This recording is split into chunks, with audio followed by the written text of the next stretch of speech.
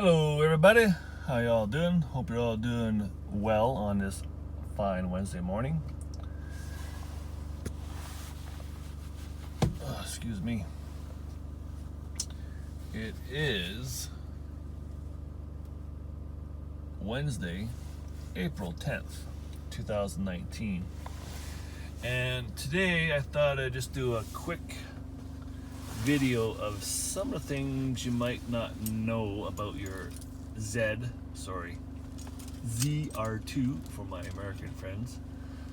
Some things you might not know about if you haven't had a chance to look at your owner's manual or whatever. But these are some handy tips. I won't get too much into this display today, but if you go in there and play around, there are some handy things in there. Like, for instance, have your fan speed come on high when you remote start it, either through the app or through the key fob. I use remote start year-round, really because I'm a wimp and I like to come into my vehicles, especially a black vehicle with black leather that aren't ventilated. I like to come into a vehicle that's nice and cooled. And I only let it run for maybe 5 minutes, enough to take that humidity and that heat out of the cab. And it gives it, I find it gives the vehicle a chance to properly lubricate it before I put the right pedal down on the go fast button. And in wintertime, obviously, to keep the frost off and heat it up and all that stuff. But in there, like, there's a setting that it'll turn your vehicle to high idle too when the fan's on high, or the vehicle's really cold, and it brings it to about 1,000 RPMs. It works pretty nice. I like that feature. I like that GM or Chevy put that in. I would rather it be part of the cruise control, like a lot of things are. Like if you look at a semi-truck, tractors, or older Chevy GMC vehicles, or newer. I haven't driven a 2500 GM in a long time. But yeah, you know, you set, resume, and you bring the RPMs up to about 1200 RPMs or whatever, and that helps. If you're sitting idling, it helps keep the turbo lubricated and helps prevent your cylinders from glazing. I don't care what anybody says, but idling your vehicle on low idle is not good for your engine, and it will wash out your oil. That's a fact. So higher idle, the better. So, you know, the built-in, just under 1,000 RPMs, not exactly sure what it is. It works really well, and you're gonna prevent glazing your cylinders, starving your turbo from oil, all that jazz, and washing out your fuel. But that's not why I'm here today. I'm here today because there are some things here that a lot of people don't know about with their ZR2, and some other Chevy GMC trucks have some of these things. I'm trying to think, not really, maybe one or two that I'm going to mention, but it'll help you out if you're going off-roading or your daily, weekly, whatever fun, where you're gonna be off on some loose sand, gravel, snow, whatever. It'll help you out. So everything I'm saying here is all in the owner's manual. It won't be verbatim, so don't trash me on YouTube. This is a more like a friendly, hey, did you know your truck could do this? So I'm usually not in the off-road screen. If your truck doesn't have this, you got a ZR2, or most Chevy 4x4 trucks do. I think, I want to say 2017 and newer, especially the Z71s and all those major 4x4s, will have an off-road screen. If you go to my previous video, it'll show you how to get to that, so it goes into your DIC. That's driver information cluster. What a dumb name. So anyway, with the ZR2, you got a handy dandy off-road mode, and this helps you get out of some situations or into situations, being that it retards the nannies of your vehicle. That is, it will allow wheel slippage a little bit more than if it wasn't on. A little bit more torque to the ground before the traction control and all that crap turns on. It's not awesome, but it helps out. Also, with this awesome button, once you lock in your rear diff, you can now go at faster speeds, versus if the off-road button is off, it will automatically disengage at a certain set speed. Don't ask me what it is, I didn't look. Oh, I did look, but I forget. So, comes in really handy, especially if you're going down a longer stretch of road and you need some speed and you want your rear diff engaged through that whole route, trail, track, highway, whatever it is. It keeps your rear diff engaged longer at higher speeds. Does nothing for the front diff. The front diff still shuts down at the set speed in low range. That's the only time you can put on your front diff is in low range. But as you can see, in two-wheel drive mode, you can engage your rear differential, and it comes in really handy, especially if you live in Canada where you get crappy snow, northern states where you get crappy snow, or trails, whatever, and you're one of those people that believe that you don't put your vehicle in four-wheel drive until you're stuck, which makes no sense to me, but whatever, your vehicle. You probably got a windshield, come along, have fun. Wintertime, I pretty much drive around in 4 auto or all-wheel drive or whatever you want to call it. Comes in handy. Seldom have to use the rear diff on my day-to-day stuff. That's really only for, oh my god, how the crap am I gonna get out of here, or I have to get through this, in my humble opinion. But again, if you hit that off-road mode, it keeps the wheels from spinning, or sorry, it keeps the nannies from trying to have the vehicle fight itself trying to get through roads. Going through deep snow, sand, mud. We've all been there where the traction control tries to find the right wheel to stop spinning and stuff, and you just bog yourself down and you're screwed. But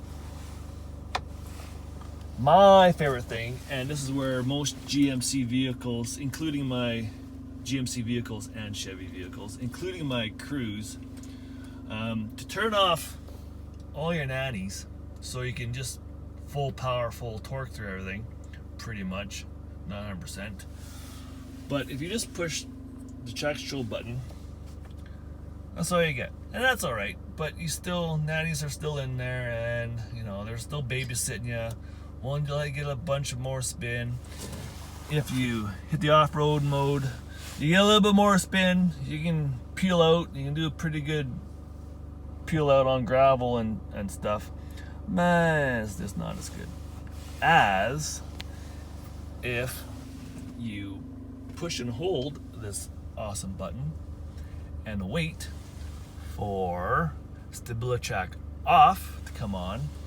Now, almost all your nannies are turned off except for roll mitigation. So you can go, you can spin your wheels. All 4 wheels, I've done it. Just up that road there in that field. I was there the other day. All 4 wheels powering through the mud like nothing. But that's 4 low, all that stuff's turned on, but turned off I should say. But I like it, it works really well. And again, you can do it in 2-wheel drive, auto, 4 high. Once you go into 4 low, it automatically turns that stuff off except for roll mitigation. And if I'm wrong any of that, leave a comment below, but I'm pretty sure that's correct. Not 100% sure, but pretty sure. So we'll just do a little example here. So we're in two-wheel drive, and turn on the rear diff locks, and we're gonna drive, and we'll show you at what speed. Not a big turn there, not a big deal. I'm on gravel, loose gravel. What speed the diff locks turn off.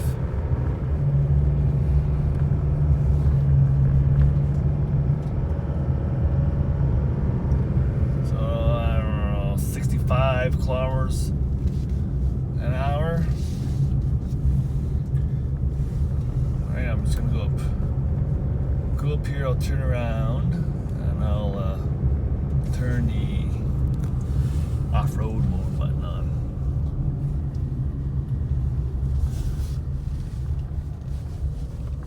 Yeah, someone asked me the other day if the off-road screen, if it actually shows stuff.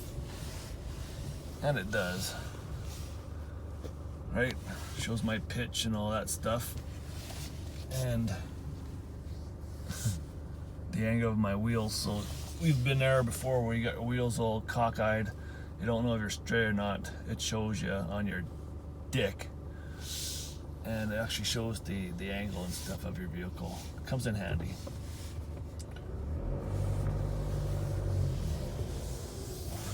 That's already turned off. So I'll look over here. Down here a little bit to show you some stuff. It's not too shabby. Your rear camera. Your trailer mode. Sorry, your angles. And again, oh, look at that. No go. So, we'll push and hold that sucker.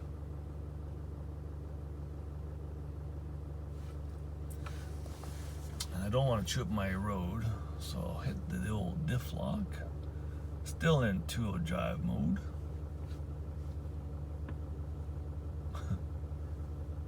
Okay, I didn't push that button, but that's nice of you. All right. Oh, not quite. See, and you see how it turns yellow there? Tells you that your wheels are spinning. So do it again. Right. Look at that. So that's informative. Go forward a bit.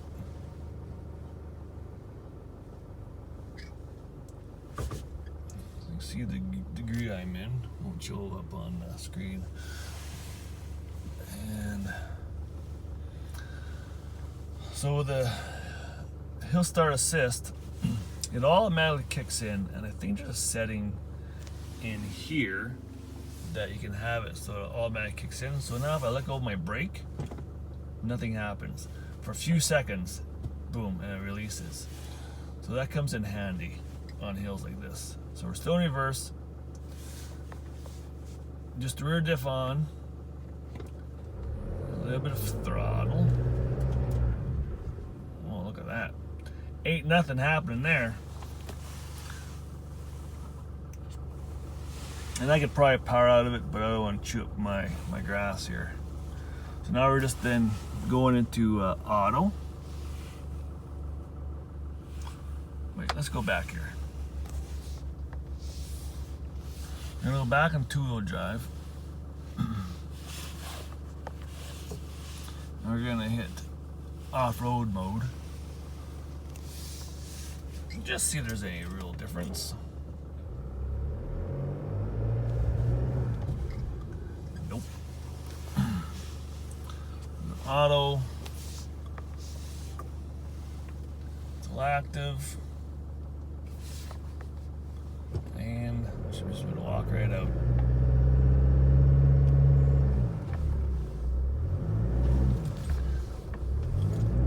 Like a glove. No big deal.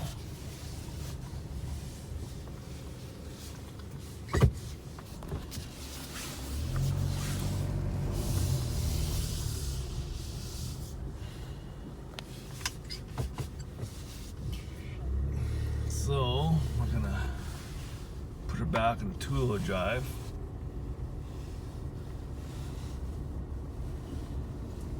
And there's where I was, in there, right on the edge there where it's steep slope grass. Okay, so I got the diff locks on. I have off-road mode on, and I believe it was 65 kilometers an hour last time when the rear diff locks turned off. So we'll get some speed, and I bet you we can go faster with off-road mode on.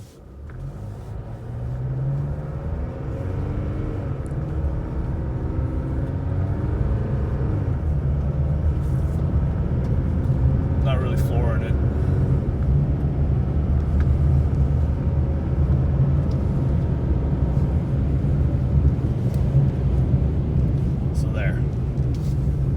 As you can see, you can get way more speed out of your rear diffs with off-road mode on.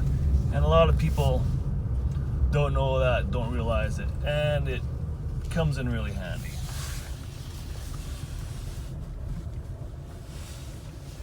I'm trying not to do sharp turns, but I'm on loose gravel, so I'm not too worried about binding things up.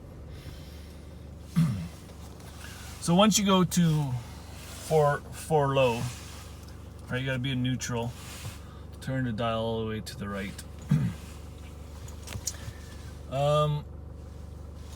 You have to do 4 rear diff lock and then front to engage everything. But if you hit just the 4 low disengage, sorry, the diff lock, rear diff lock, it will disengage everything all at once. If you do the front first, you get that little message. But as soon as you hit the rear diff, everything locks up. And again, just hit the rear diff and everything turns off. I find that we'll just turn the nannies back on.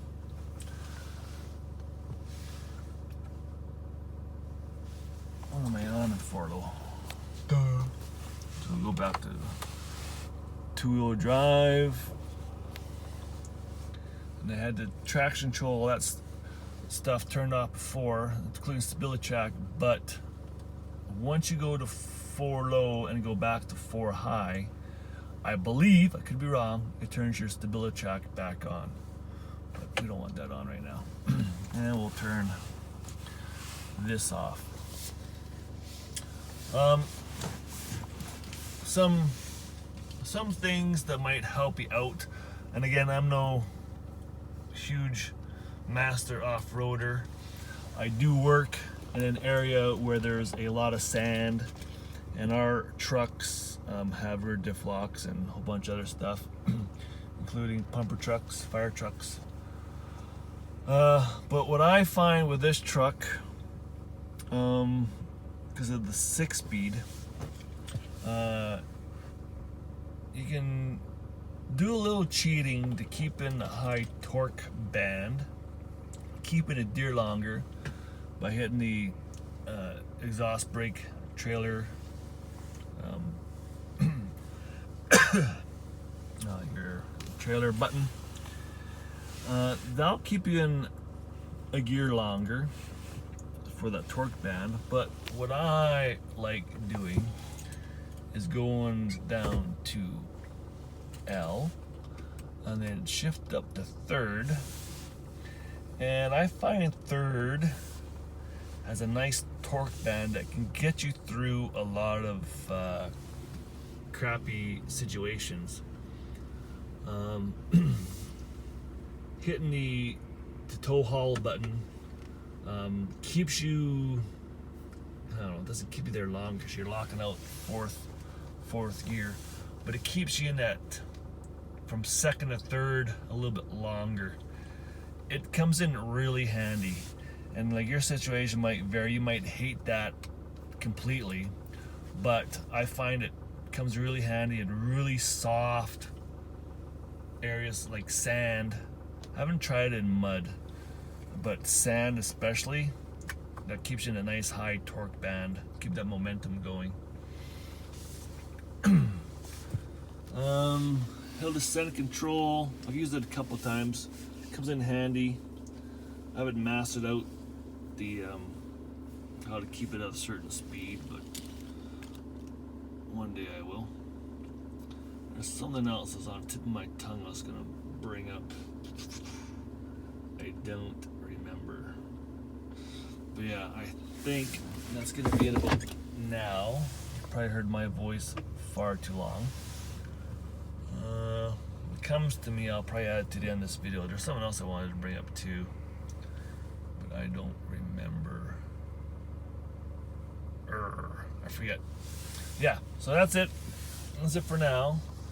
I hope this is informative to some of you. If you liked the video, hit the like button. If you didn't like the video, hit the like button. Like, subscribe, hit the bell. I hope I can do some more videos of the ZR2 for my American friends, ZR2 for us Canadians. And hope you all have a great day. Enjoy your trucks. Use them like they're meant to be. And everyone keep safe out there. Talk to y'all later. Keep safe. Bye-bye.